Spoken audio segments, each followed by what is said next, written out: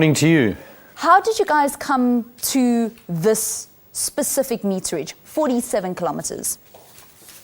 Well, it's been quite a process. Obviously, we've been meeting with all the various role players in the city: disaster management, the medical team, emergency medical services, SABC, the events office from the city of Cape Town, and really the decision was around safety. It was around safety of the participants of the cycle tour.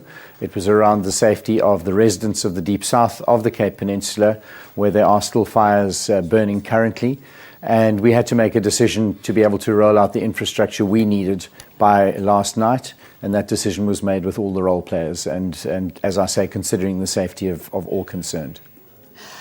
Where exactly will the route now go?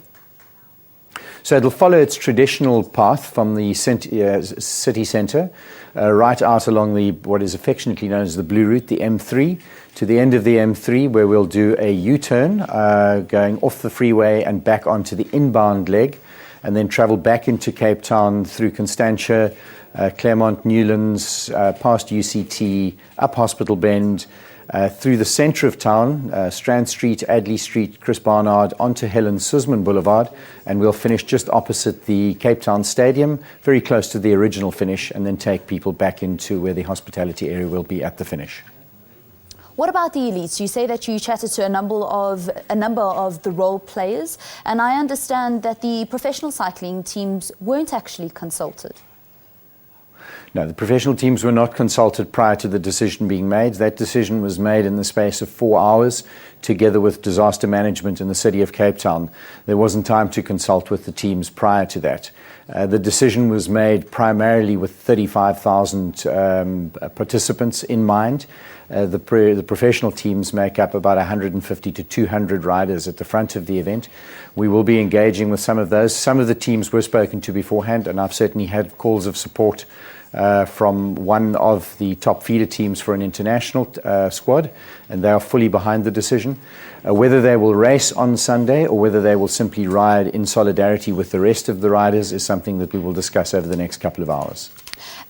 Can somebody that wins Sunday's race in the elite category, will they and can they legitimately be declared the Cape Town Cycle Tour winner for 2015?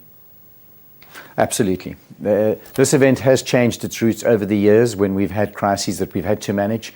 When Chapman's Peak was closed a number of years ago, we had the detour route. This will be a 47-kilometre route of the Cape Town Cycle Tour. It's not ideal. The fires that have been ravaging the South Peninsula have forced us into a situation where it was either cancel or provide something with the short time that we had available for people to get out and enjoy. And we certainly believe that most people will embrace the spirit of what is intended, and that is riding to show you care and show solidarity with the folk that have suffered so terribly down in the Deep South. How much racing, though, are we actually going to see over 47 kilometres? At this point, it's impossible to say until such time as we have an opportunity to chat to the professionals and see how they want to play it out on Sunday. One would expect there to be between 50 and 55 minutes worth of racing over a distance of 47 kilometres. All right. That's Dave Bellairs. He is the director of the Cape Town Cycle Tour. Thank you very much. And just sharing how and why they came to that 47 kilometres, the now revised route for the 2015 Cape Town Cycle.